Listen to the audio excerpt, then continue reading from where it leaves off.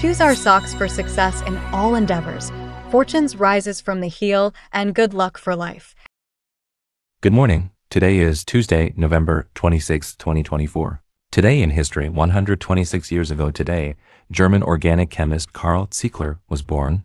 Renowned for his pioneering work in metal organic chemistry, Ziegler achieved a breakthrough in 1953 by using aluminum organic compounds to catalyze ethylene polymerization at room temperature and pressure. This work led to the creation of polymers and introduced directed polymerization.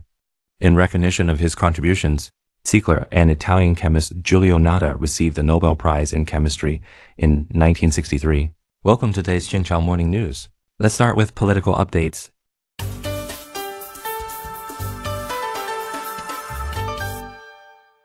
Indonesia removes Jakarta's capital status, designates it as special region. According to Xinhua News Agency, the Indonesian parliament recently passed a bill to officially revoke Jakarta's capital status and designate it as a special zone. Interior Minister Karnavian stated that Jakarta will transition from the capital to a special zone. Despite this change, Jakarta will remain an economic and cultural hub, retaining strategic importance in national affairs. In 2019, the Indonesian government announced plans to move the administrative capital to East Kalimantan province to address Jakarta's development challenges and promote balanced national growth. Construction of the new capital, Nusantara, began in mid-2022. Planned in 5 phases, it is set for completion in 2045 with a projected population of over 2 million.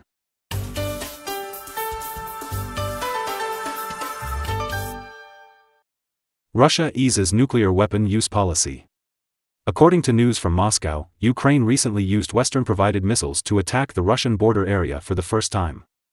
In response, Russian President Vladimir Putin approved a new nuclear weapons policy, stating that Russia may use nuclear weapons if attacked by conventional missiles supported by nuclear-armed countries.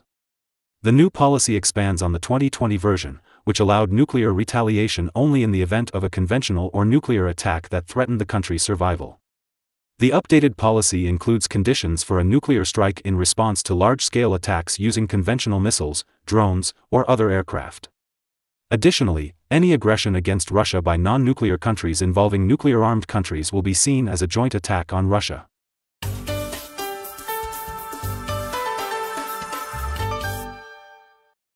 Greek workers strike. According to Reuters, on November 20, doctors, teachers, construction workers, and transport workers from Greece's largest private and public sector union held a 24-hour strike. Protesters gathered in Syntagma Square in Athens, chanting, "Workers' rights are law," and holding a banner reading, "General strike against rising prices." The strike halted shipping and disrupted rail and bus services. Many Greeks had their wages and pensions cut during the Greek debt crisis from 2009 to 2018, which reduced the country's economic output by a quarter and nearly led to Greece exiting the Eurozone.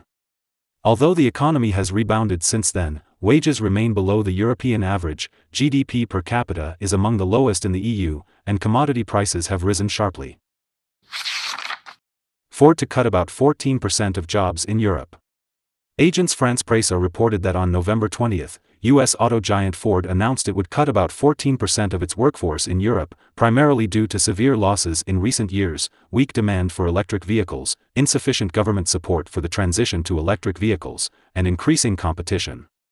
Ford joins other automakers like Nissan, Stellantis, and General Motors in cost-cutting efforts. The layoffs in Europe are expected to be completed by the end of 2027. Analysts noted that Ford's layoffs will significantly impact Germany, Europe's largest economy and a major global automotive manufacturing hub. Automobiles are Germany's most important export product. However, Germany is currently facing a challenging market situation, with electric vehicle sales falling by 28.6% in the first 9 months of this year.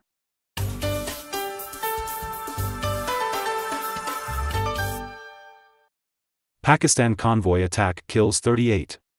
According to Agence France-Presse, on November 21, 2 bus attacks in northern Pakistan killed at least 38 people.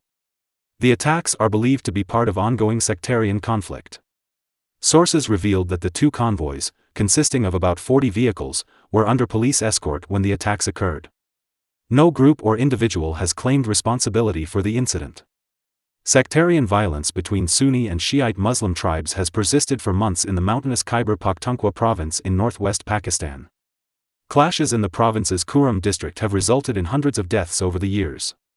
Pakistani President Zardari and Prime Minister Shahbaz condemned the attacks in separate statements, urging authorities to arrest those responsible as soon as possible.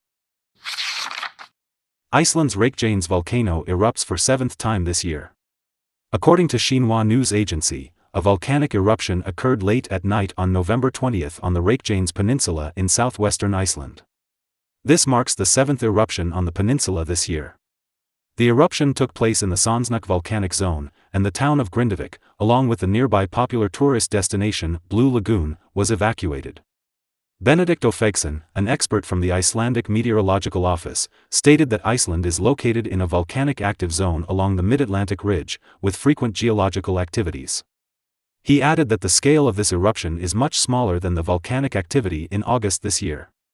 If the eruption does not expand further, it is not expected to pose any significant danger.